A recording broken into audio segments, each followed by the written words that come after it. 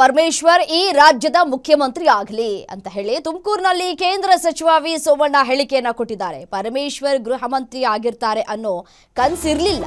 Parameshwar CM ಆಗಬೇಕು ಅನ್ನೋದು ನನ್ನೊಬ್ಬನ ಆಸೆ ಅಲ್ಲ, ತುಮಕೂರು ಜಿಲ್ಲೆಯ ಮಹಾ ಜನತೆಗೂ ಕೂಡ ಇದೇ ಆಸೆ. ಶಿವಕುಮಾರ್ ಏನಾಗಬೇಕು ಅನ್ನೋದು ಹಣೆ ಬರಹ.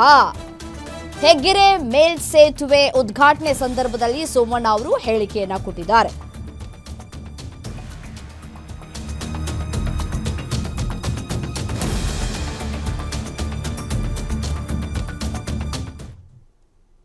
ಅಧಿಕಾರ ಮತ್ತೊಂದು ಮಗದೊಂದು ಅದೃಷ್ಟ.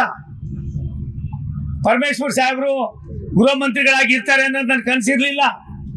ಬಿಡಪ್ಪಲೇ, ಎಲ್ಲ ಒಂದ್ ಕಡೆ ನಮ್ಗೆ ಆಸೆ ಇದೆ. ಸುರೇಶ್ ಗೌಡ ಹೇಳಿದ್ದು 100% ಸತ್ಯ.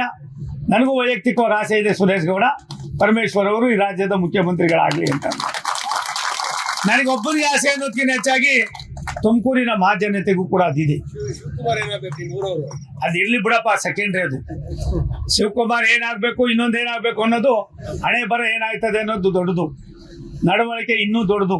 ಅಧಿಕಾರ ಮತ್ತೊಂದು ಮಗದೊಂದು ಅದೃಷ್ಟ. ಪರಮೇಶ್ವರ್ ಸಾಹೇಬರು ಗೃಹ ಮಂತ್ರಿಗಳಾಗಿರ್ತಾರೆ ಅನ್ನೋದು ನನ್ ಕನಸಿರ್ಲಿಲ್ಲ. ಬಿಡಪ್ಪಲೇ, ಎಲ್ಲ ಒಂದ್ ಕಡೆ ನಮ್ಗೆ ಆಸೆ ಇದೆ. ಸುರೇಶ್ ಗೌಡ ಹೇಳಿದ್ದು 100% ಸತ್ಯ. ನನಗೂ ವೈಯಕ್ತಿಕವಾದ ಆಸೆ ಇದೆ, ಸುರೇಶ್ ಗೌಡ ಪರಮೇಶ್ವರ್ ಅವರು ಈ ರಾಜ್ಯದ ಮುಖ್ಯಮಂತ್ರಿಗಳಾಗಲಿ ಅಂತ. ನನಗೊಬ್ಬ